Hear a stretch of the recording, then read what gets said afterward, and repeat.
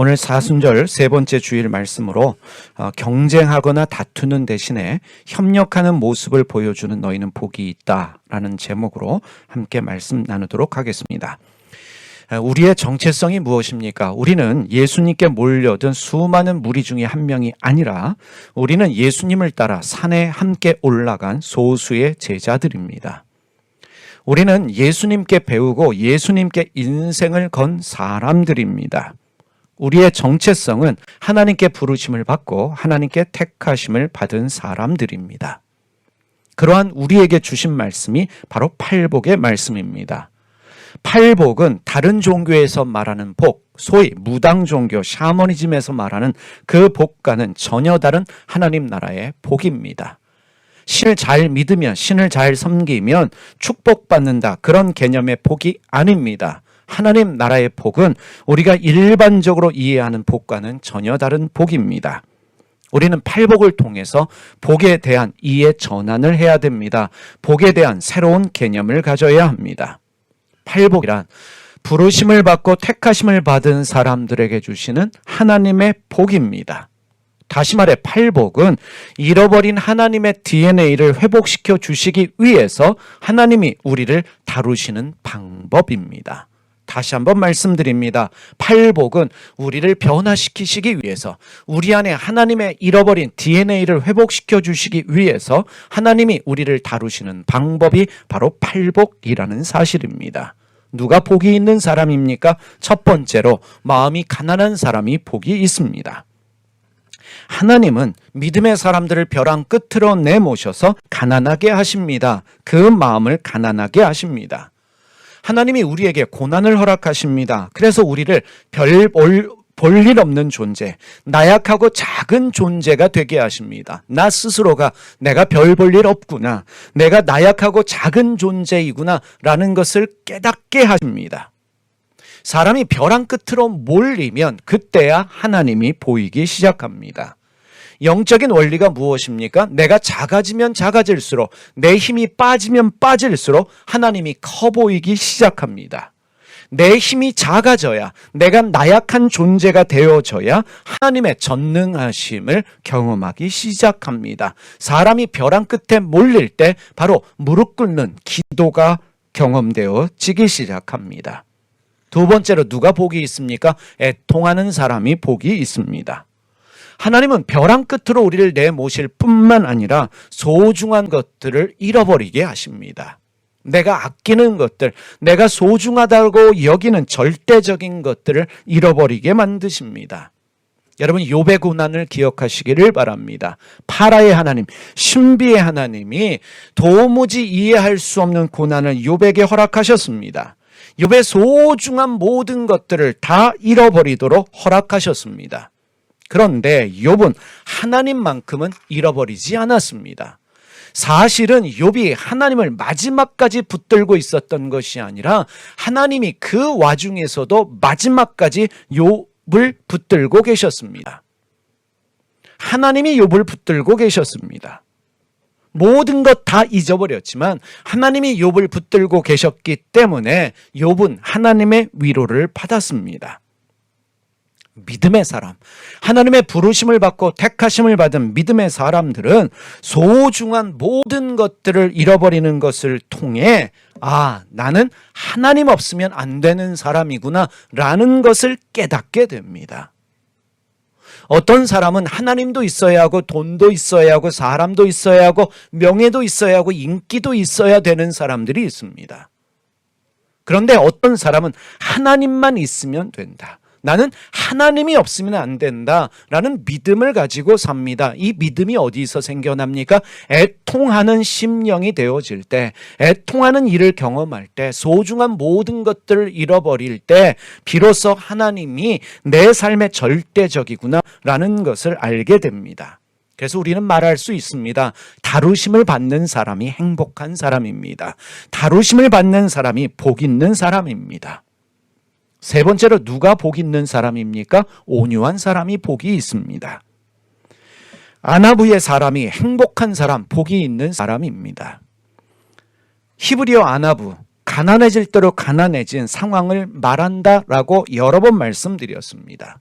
아나부는 가난이면서 온유함입니다. 누가 온유한 사람이 될 수 있습니까? 가난해진 사람입니다. 하나님은 벼랑 끝에 고난과 소중한 것들을 잃어버리는 눈물, 슬픔을 통해서 우리를 온유한 사람 만드십니다. 아나부의 사람으로 만들어 내십니다. 온유한 사람이 왜 가난할까요? 자기가 없기 때문에 가난합니다. 돈이 없기 때문에 가난한 것이 아니라 내 자아가 없기 때문에 가난한 사람입니다. 자기가 비워진 사람. 자기 비움은 예수님의 마음입니다.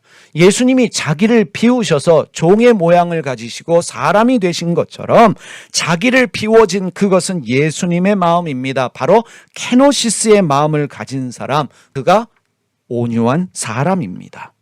그래서 온유한 사람의 마음은 태풍의 눈입니다. 어떤 상황과 환경에도 요동하지 않습니다. 그래서 침묵할 줄 아는 사람입니다. 믿음이 깊어지면 깊어질수록, 신앙이 깊어지면 깊어질수록 사실 말이 없어집니다. 내 말이 줄어들면 들어줄수록 내 마음속에 하나님의 세미한 음성들이 들리기 시작합니다. 주님의 감동을 가지고 살아가기 시작합니다. 그래서 온유한 사람의 입에서 나오는 고백이 무엇입니까? 모세, 세상에서 가장 온유했다라고 말하는 그 모세의 입에서 나온 고백, 미아노키의 고백. 내가 누구입니까? 나는 아무것도 아닌 존재입니다. 라는 믿음의 고백을 가지고 살아가는 사람이 온유한 사람입니다. 열등감이 없어요. 우월감도 없습니다. 다시 말해 상처가 이미 없어진 사람입니다. 내가 가난하다, 내가 없기 때문에 판단하려는 마음, 시기하는 마음, 질투하는 마음이 없습니다. 야망도 없죠. 욕심도 없습니다. 다시 말해 온유한 마음은 내가 없고 주님으로 채워진 상태입니다. 내가 없는 내 마음 안에는 하나님의 숨결로 가득 채워집니다. 바로 이것이 성령 충만입니다. 네 번째, 누가 복이 있는 사람입니까? 의에 줄이고 목마른 사람입니다. 의는 하나님 나라의 의입니다. 예수님 뭐라고 말씀하셨습니까? 너희는 먼저 하나님의 나라와 그 의를 구하라. 그 의, 히브리어 체다카입니다. 체다카가 무엇입니까? 하나님의 생활 방식으로 다른 사람에게 친절하고 너그럽고 관대하고 베푸는 삶을 사는 것이 체다카입니다. 사람이 온유한 심령이 되어지면 하나님 나라의 생활 방식을 추구합니다. 그리고 체다카에 대한 갈급함이 생겨요. 체다카에 대한 목마름을 가지고 살게 됩니다. 여러분 혹시 장기려 박사님, 장기려 장로님을 알고 계십니까? 6.25 전쟁 당시에 북한에서 피난 내려와 부산에 복음병원을 세워서 돈 없는 환자들을 무료로 치료하신 유명한 의사 선생님이시고 장로님이십니다. 김일성 주치의를 지내셨던 분입니다. 그런데 이분이 기독교 신자였기 때문에 숙청 대상이었기 때문에 6.25 전쟁 때 잠시 피난을 내려왔습니다. 아들, 자식들이 여러 명이었는데 둘째 아들만 데리고 잠시 피난 내려온 것이 생이별이 되어져 버렸어요. 돈 없는 환자들을 무료로 돈 안 받고 치료해 주었습니다. 나중에 월급 받는 병원의 원장이 되셨는데 돈 없는 환자들 여전히 돈 안 받고 치료해 주셨어요. 그 치료비는 자기 월급에서 대신 내주신 것입니다. 어떤 사람들은 돈 있음에도 불구하고 장기려 박사님이 돈 없다고 하면 돈 안 받으시니까 와서 거짓말로 나 돈 없어요. 그래서 한 번은 다이아몬드 반지 낀 아줌마가 와서 치료 다 받고 나더니 돈 없다고 하니까 장 박사님이 그냥 가시라고, 간호사가 화가 났답니다. 저 반지 분명 진짜 비싼 반지인데 박사님 왜 그러셨어요? 하시는 말씀이 없다고 하면 믿어줘야 되지. 사람이 사람을 못 믿으면 누굴 믿겠나? 라고 말씀하시고, 아시는 분들 아시겠지만 이전에는요 밤마다 병원 문을 걸어 잠갔어요. 돈 안 내고 도망가는 환자들이 많았기 때문에 도망가지 못하도록 병원 문을 걸어 잠갔다고 합니다. 그런데 환자들 중에는 정말 돈이 없는데 빨리 나가서 일해야 돈 버는데, 그럼 장기려 박사님 붙들고 하소연한답니다. 박사님 저 돈 없는데 제가 꼭 갚을 테니까 저 좀 퇴원시켜 주세요. 그래서 장 박사님 늘 하시던 일이 뭐냐면 밤에 몰래 병원 문 열어주는 일을 하셨답니다. 다음날 병원 직원들이 201호 환자 도망갔어요. 그러면 나도 알아요. 어떻게 하셔요? 내가 문 열어줬지요. 그 병원비 당신이 내주시는 거예요. 이런 일도 있었답니다. 병원 문을 나섰는데 거지 노인이 한 푼만 줍시오라고 하니까 주머니를 뒤졌더니 돈이 하나도 없어요. 죄송합니다. 그랬더니 거지 노인이 실망했겠지요. 잠깐만요. 양복 안주머니에 그날 월급으로 받은 수표가 있었습니다. 예전에는 월급을 수표로 받았는데 그 수표가 생각이 나서 수표를 주시면서 이거 은행에 가서 바꾸면 현찰로 바꿀 수 있습니다. 만약에 병원 직원이 의심하거든 내가 줬다고 하십시오. 다음날 병원에 은행에서 전화가 온 거예요. 웬 거지 노인이 박사님 명의 수표를 들고 왔는데 이 수표 도난당하신 적 없습니까? 제가 줬습니다. 정성스럽게 친절하게 현찰로 바꿔주십시오. 그러면서 그러셨답니다. 수표라도 있어서 다행이지 한 푼도 없었으면 어떻겠나. 여러분 우리나라의 의료보험의 최초의 시초가 누군지 아십니까? 대한민국의 의료보험은 세계 최고입니다. 대한민국에 살고 있는 것이 복이라고 여겨요. 아마 제가 지금 병원을 자주 다니는데 미국에서 지금 있었다면 병원비 감당 못했을 거예요. 벌써 죽어도 12번은 죽었을 거예요. 의사 만나서 얼굴 보는 데만 몇백만 원 들고 주사 하나 놔주고 나중에 병원 청구비 보면 천 단위가 나오는데 어떻게 살 수 있겠습니까? 그래서 병원 못 가서 죽는 사람들이 미국에 의외로 많아요. 근데 누구든지 병원 갈 수 있는 의료보험 제도를 만드신 분이 바로 장기려 박사님이십니다. 우리나라 의료보험의 이 창시자셔요. 제가 예전에 고신대학교 의대생들, 간호대생들 대상으로 설교를 하러 간 적이 있었습니다. 그래서 장기려 박사님을 언급했더니 그분에게서 배운 간호대학교 교수님이 이런 말씀하셔요.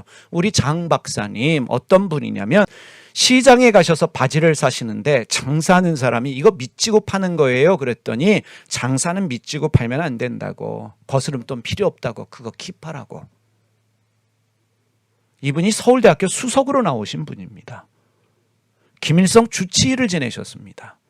그 당시에 내과 분야의 최고라고 말하는 분입니다. 그런데 명예욕 없었습니다. 권력욕 없었습니다.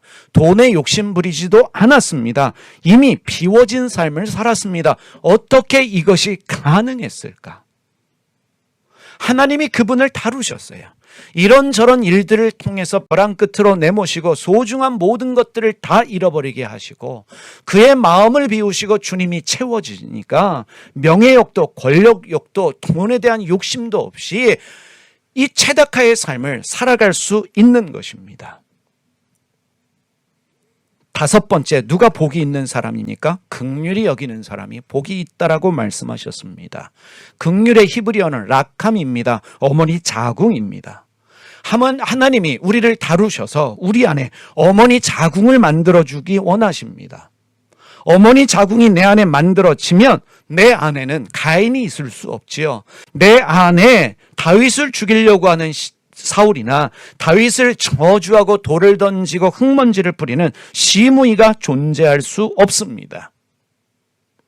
마음이 긍휼한 사람, 어머니의 자궁 라캄이 만들어진 사람은 뒷담화하지 않습니다. 선악과의 영향력으로 살지 않습니다. 옳고 그름으로 너 잘못했어 못했어 어떠한 흑백의 논리로 사람을 판단하고 정죄하지 않습니다. 생명나무 열매의 영향력으로 삽니다. 다시 말해 품고 사랑하고 용서하고 이해하고 기도하려는 마음, 그것이 바로 긍휼한 마음을 가진 사람입니다. 하나님이 우리를 다루셔서 그러한 마음을 만들어 주기 원하십니다. 여섯 번째로 누가 복이 있는 사람입니까? 하나님이 우리 마음을 어떻게 다루어 주기 원하십니까? 마음이 청결한 사람이 복이 있습니다. 하나님은 우리의 삶 가운데 고난도 허락하시고 고통도 허락하시고 광야도 허락하십니다. 눈물을 흘리는 일들을 통해서 우리 마음 안에 있는 찌꺼기들을, 불순물들을, 먼지들을 씻어내십니다. 그것이 무엇입니까? 우리 안에 편견이 있어요. 오만이 있습니다. 불신이 있고 차별이 있고 미움이 있고 시기 질투가 있고 경쟁이라고 하는 하나님이 원하시지 않는, 하나님 닮지 않은 그러한 먼지와 불순물들, 찌꺼기들이 있습니다. 그것을 제거하기 원하십니다. 무엇을 통해서요? 우리 삶에 허락되어지는 고통과 고난의 눈물을 통해서 내 내면을 정화시키기 원하십니다. 내 마음이 씻겨 나가면, 내 마음이 깨끗해지면 다른 사람 안에 있는 하나님이 보이기 시작합니다. 겸손함을 뛰어넘어서 다른 사람 안에 있는 하나님을 보기 시작합니다. 이것이 바로 카타르시스입니다. 마음이 청결한 자는, 마음이 카타르시스한 자는 무슨 뜻이겠습니까? 하나님이 눈물로 그 마음을 씻어내신 사람의 눈에는 하나님이 보이기 시작한다는 것입니다. 그래서 카타르시스는 고난과 고통의 눈물을 통해 우리 마음에 쌓여있는 먼지와 불순물을 씻어내는 영적인 목욕이다라고 말할 수 있습니다. 그런데 고난과 고통의 눈물은 타인의 아픔을 이해하게 만듭니다. 내가 힘든 걸 경험해 보면 힘든 사람의 어려움을 알아요. 내가 배고파 봤던 사람은 배고픈 자의 아픔을 압니다. 타인의 아픔을 이해하면서 위로하면서 타인 안에 계시는, 타인 안에도 역사하시는 하나님을 경험하게 됩니다. 그래서 마음이 깨끗해진 사람은 화평하게 하는 삶을 삽니다. 그래서 7번째 복이 무엇입니까? 5장 9절 말씀. 마태복음 5장 9절. 7번째 복이 무엇입니까? 평화를 이루는 사람은 복이 있다. 하나님이 그들을 자기의 자녀라고 부르실 것이다. 하나님은 부르시고 택하신 자들을, 예수님께 목숨을 건, 예수님께 배우고자 하는 사람들을, 화평한 사람들, 평화를 이루는 사람들을 만들기 원하시는데, 그래서 허락하시는 것이 삶의 눈물입니다.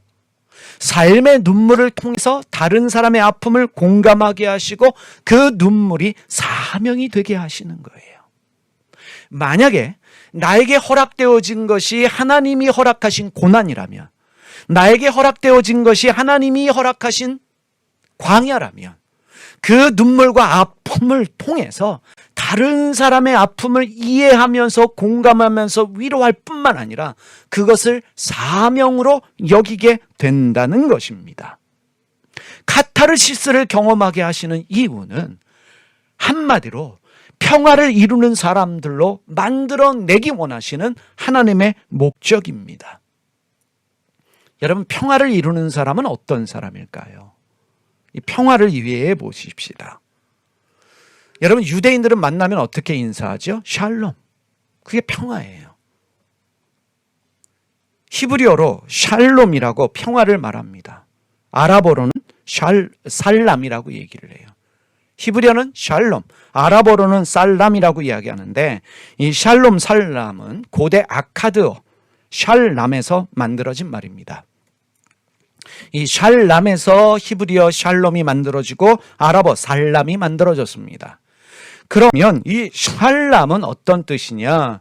경제적 용어이면서 심리학적 용어입니다. 다시 말하면 누군가에게 돈을 빌렸는데 그 돈을 갚는 것을 말해요. 더 정확히 말하면 왕에게 토지를 빌려서 농사를 집니다. 소작농이라고 하지요. 그래서 농사를 해서 왕에게 지불해야 될 것을 지불해야 되는 것을 말하면서 내가 갚아야 될 것을 갚았을 때 가지는 그 마음의 상태를 말하는 심리학적 용어이기도 해요. 아마 여러분들 중에 빚 안 지고 살아본 분들 없을 거예요. 여러분, 빚 갚을 때 그 마음 아실 거예요. 경험한 분들은 아셔요. 그게 샬롬이에요.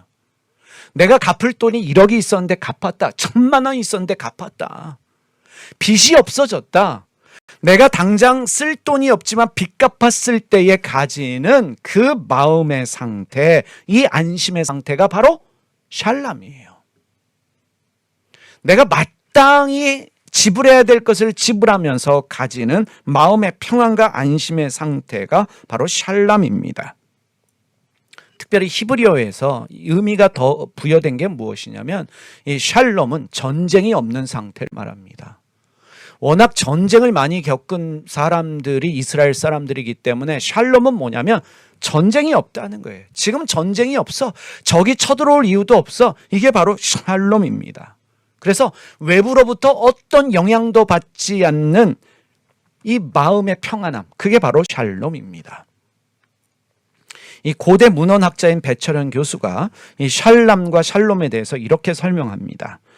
히브리어 샬롬이나 아랍어 살람은 뒤돌아보면 순간이 인생을 사는 인간이 자신의 삶에서 반드시 그리고 운명적으로 해야 할 일을 깨닫고 그것을 어떤 역경이나 방해가 와도 굴하지 않고 완수할 때 주어지는 신의 선물인 평온이다. 평온은 외부에서 주어지는 것이 아니라 내부에서 조용히 자라나는 의연이다. 다시 한번 읽어드리겠습니다. 히브리어 샬롬이나 아람어 살람은 뒤돌아보면 순간이 인생을 사는 인간이 자신의 삶에서 반드시 그리고 운명적으로 해야 할 일을 깨닫고 그것을 어떤 역경이나 방해가 와도 굴하지 않고 완수할 때 주어지는 신의 선물인 평온이다. 평온은 외부에서 주어지는 것이 아니라 내부에서 조용히 자라나는 의연이다. 이렇게 정리할 수 있습니다. 샬롬은 마음의 상처와 아픔이 깨끗이 씻겨 나가진 상태예요. 내 마음에 있던 상처와 아픔, 응어리진 것들이 완전히 씻겨져 나가서 깨끗해진 상태가 샬롬입니다. 그래서 빚을 갚아야 되는 염려도 없고 전쟁에 대한 두려움도 없는 마음의 평안한 상태예요. 슬픔도 없어요. 걱정도 없어요. 미움도 없는 상태입니다. 어떤 상황에도 흔들리지 않는 태풍의 눈의 상태를 샬롬이라고 말할 수 있습니다. 다시 말하면 하나님이 나에게 주신 소명을 깨닫고 나에게 주어진 일에 최선을 다해서 몰입하는 상황이라는 거예요. 단순히 내가 해야 될 일 다 했어. 빚 갚을 거 다 갚았어. 나는 어려운 일이 없어. 그래서 유지되는 마음의 평안이 아니라 이 샬롬은 한 단계 더 나아가서 그 카타르시스를 통해서 깨달아진 하나님의 일, 다시 말하면 나에게 주신 소명을 깨닫고 그 일에 몰입하는 상태가 바로 샬롬이라는 거예요. 내가 해야 될 일이 이것이구나. 하나님이 나에게 주신 사명이 이것이구나 라는 것을 깨닫고 거기에 몰입하는 상태, 이게 샬롬이라는 거예요. 여러분, 소명이 뭘까요? 사명, 소명이라고 말할 때 그것은 나를 위한 삶이 아니라 하나님을 위한 삶, 다른 사람을 위한 삶을 사는 것이 바로 소명과 사명입니다. 그래서 메시지 성경은 이렇게 번역합니다. 마태복음 5장 9절 메시지 성경으로 읽겠습니다. 경쟁하거나 다투는 대신에 협력하는 모습을 보여주는 너희는 복이 있다. 그때 너는 진정 자신이 누구이며 하나님의 집에서 자신의 자리가 어디인지 알게 된다. 화평하게 하는 사람, 평화를 이루는 사람, 하나님이 샬롬의 상태를 만들어준 사람은 다른 사람과 경쟁하거나 대결하지 않습니다. 내 마음의 샬롬을 가지고 다른 사람을 평안하게 하는 사람이에요. 아주 쉽게 이야기하면 이 목회가, 이 영광장로교회가 하나님이 주신 소명이라면 다른 교회와 경쟁할 일이 없는 거예요. 다른 교회와 싸울 일이 없는 거예요. 너무 중요한 얘기예요.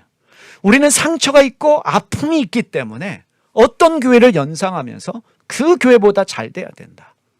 그 교회보다 더 훌륭해야 된다라고 하는 생각을 가집니다. 이게 경쟁이에요. 이게 다툼이에요. 이 마음까지도 없이 하나님이 우리에게 주신 그 일이 무엇이냐라는 것을 깨달아서 마음의 평안함, 다시 말하면 경쟁, 미움, 시기, 질투도 없이 하나님 주신 일에 몰입할 때 그것을 샬롬의 상태라고 말할 수 있는 것입니다.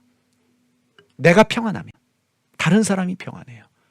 다시 말하면 교회가 하나님의 샬롬 상태가 유지되어지면 성도들이 샬롬 상태가 되는 거예요. 왜 교회의 평안함이 중요하느냐? 교회의 평안함이라고 하는 게 뭐 다툼이 없고 돈 문제가 없고 이런 게 아니라 하나님이 우리에게 원하시는 그거, 다시 말하면 우리를 다루셔서 우리 안에 시기, 질투, 경쟁 이런 것들도 없고 타인에 대한 미움도 없고 원망도 없고 하나님만 보이는 영적인 상태가 되어져서 하나님이 주신 소명에 집중할 때 나오는 것이 샬롬이거든요. 그러면 우리 마음에도 샬롬이 생긴다는 거예요. 내가 샬롬의 상태가 되면 그때 비로소 진정 남에게 도움을 줄 수 있습니다. 다른 사람에게 샬롬을 줄 수 있어요. 이게 평화를 이루는 사람들입니다. 그것이 바로 하나님의 자녀로서 살아가는 우리의 정체성입니다. 그때야 비로소 우리가 하나님의 자녀라고 부르심을 받을 것이다. 하나님의 자녀로서 어떻게 살아야 될지를 아는 거예요. 여러분, 하나님의 자녀로서 1차적 목적이 세상 나가서 영향력을 발휘하고 1등하고 부자 되고 성공하고 최고가 되는 것일까? 아니요. 하나님이 우리를 다루시면 우리 안에 미움, 시기, 질투 없이 하나님이 우리 안에 전부가 되셔서 하나님의 사랑으로 충만해서 하나님의 샬롬으로 충만해서 이러한 것들이 우리를 통해서 흘러나가기를 원하시는 것입니다. 여러분, 전 세계에 영향력 있는 여성 중에 한 명이 이 방송인 오프라 윈프리라고 하는 여자분이십니다. 미국의 사업가이면서 방송인인데 이분은 굉장히 유명합니다. 개인 재산이 한 4조 원 정도 된다고 그래요. 이번에 미국의 코로나 때문에 어려워졌을 때 이분이 한 140억 정도를 기부했었는데 대단한 기부를 하셨어요. 그것에서 끝나지 않습니다. 이분이 방송에서 추천하는 책은 곧바로 베스트셀러가 됩니다. 이분의 말 한마디는 많은 사람들에게 영향을 미칩니다. 이미 말씀드렸지만 많은 기부를 하는 것으로 유명한데 그러면 이분이 소위 말하는 금수저냐? 부잣집에서 태어나서 명문대학을 졸업한 소위 잘나가는 집안에서 잘나가는 여자였을까? 이분의 태생 자체가 사생아입니다.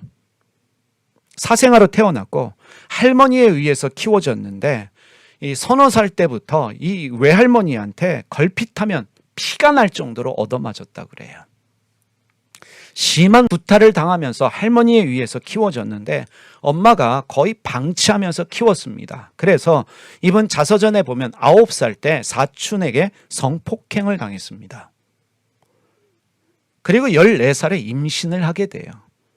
여러분 생각해 보십시오. 9살 때부터 성폭행을 당하다가 14살에 임신을 했습니다. 그 임신을 했는데 이 아이가 조산을 했어요.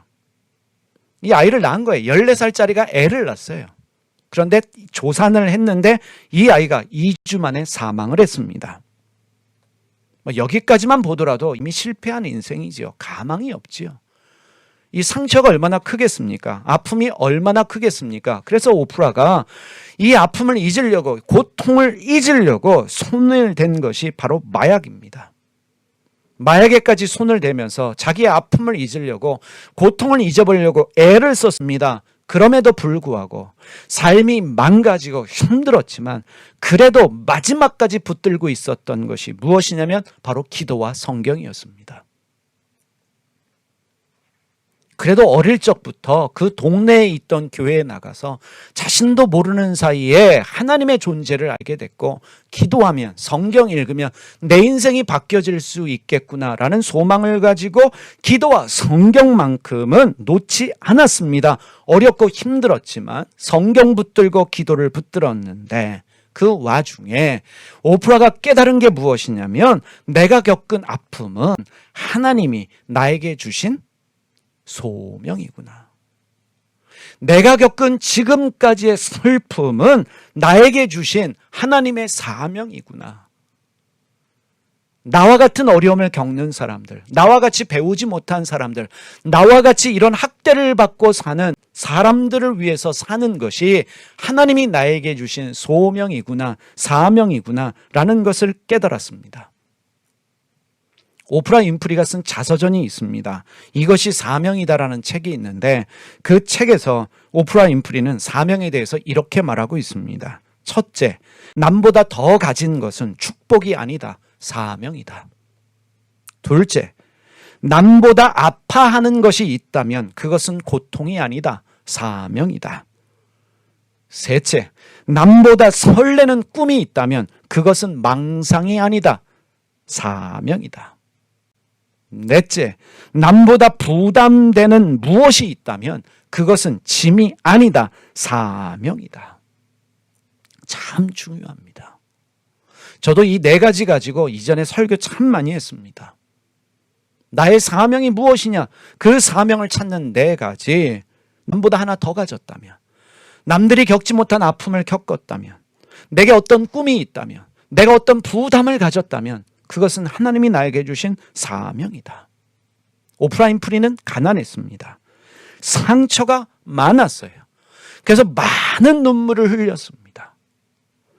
그런데 그 가운데 하나님을 만났습니다. 기도하면서 성경 읽으면서 하나님을 만났습니다. 그 가난 때문에, 자기가 겪은 아픔 때문에, 상처 때문에 흘린 눈물을 통해서 카타르시스를 경험한 거죠.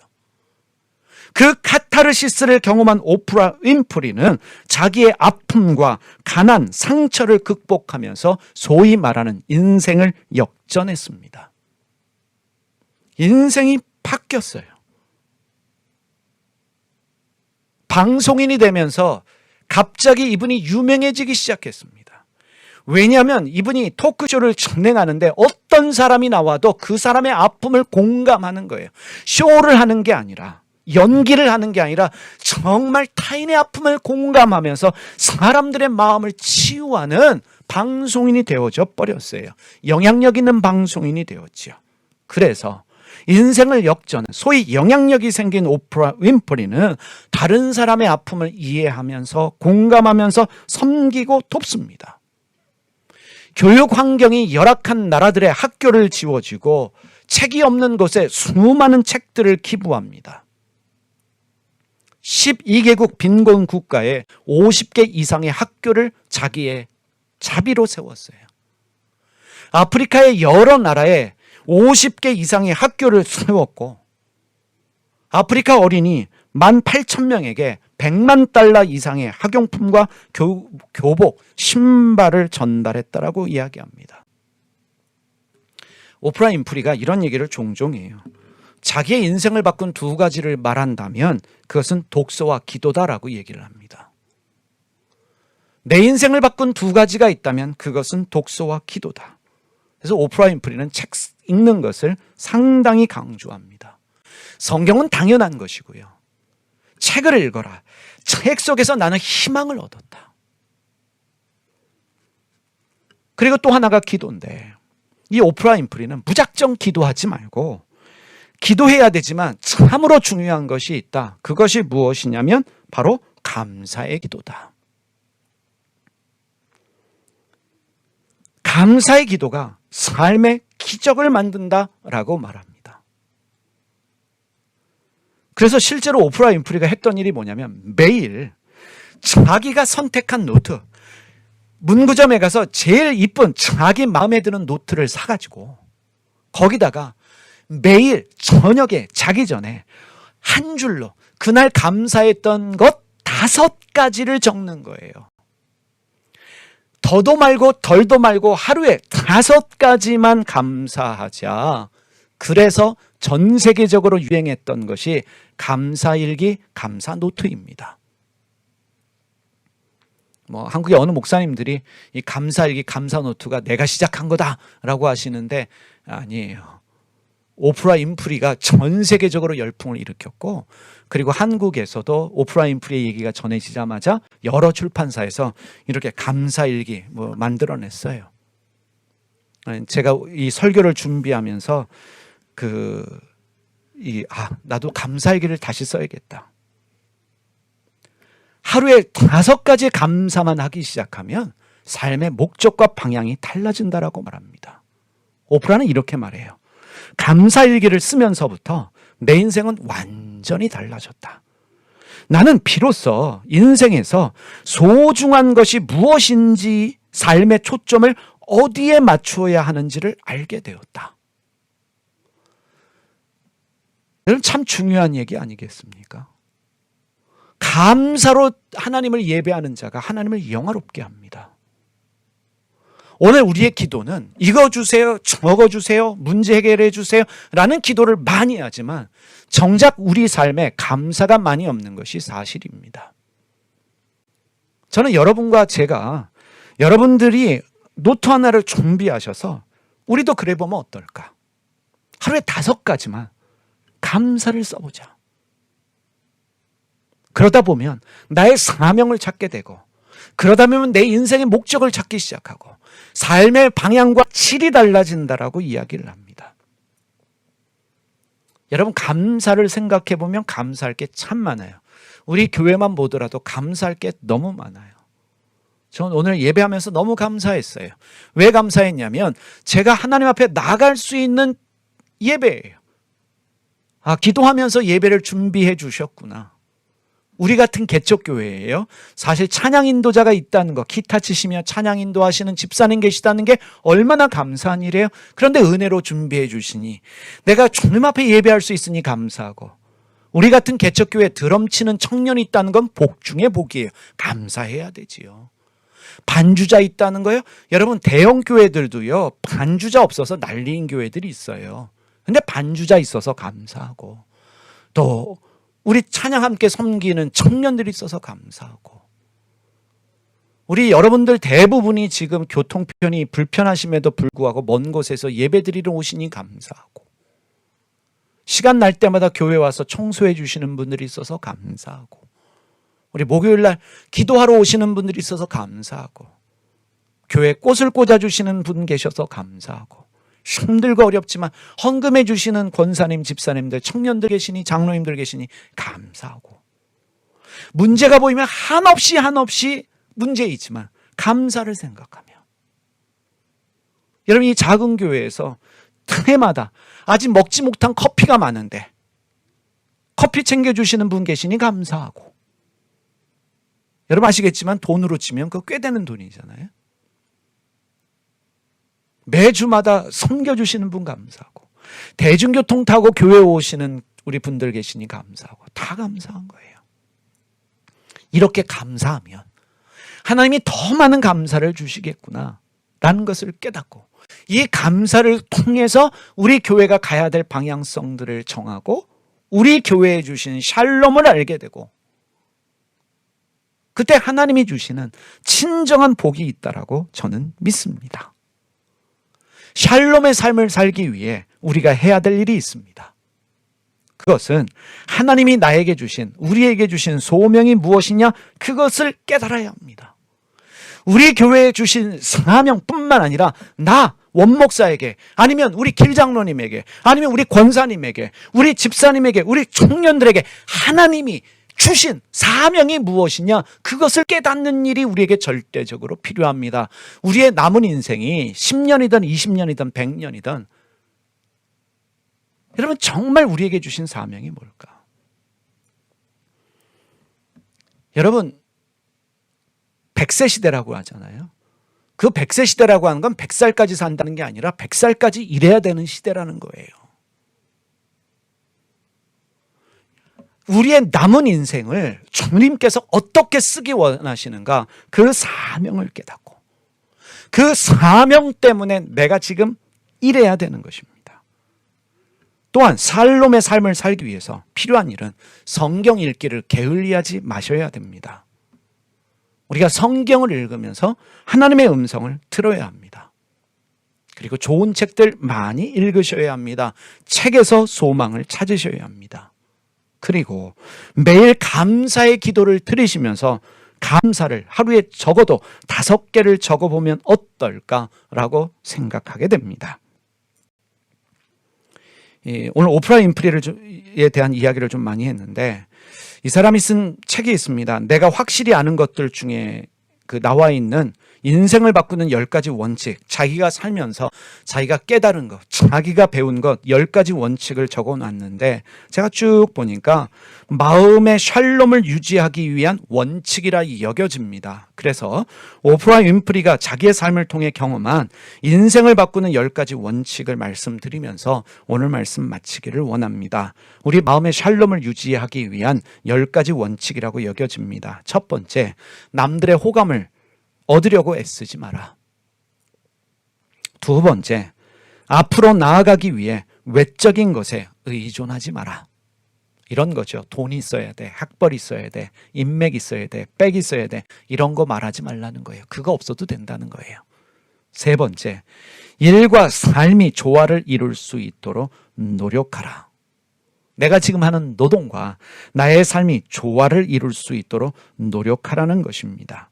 네 번째, 험담을 입에 달고 사는 사람을 멀리하라. 참 중요한 조언입니다.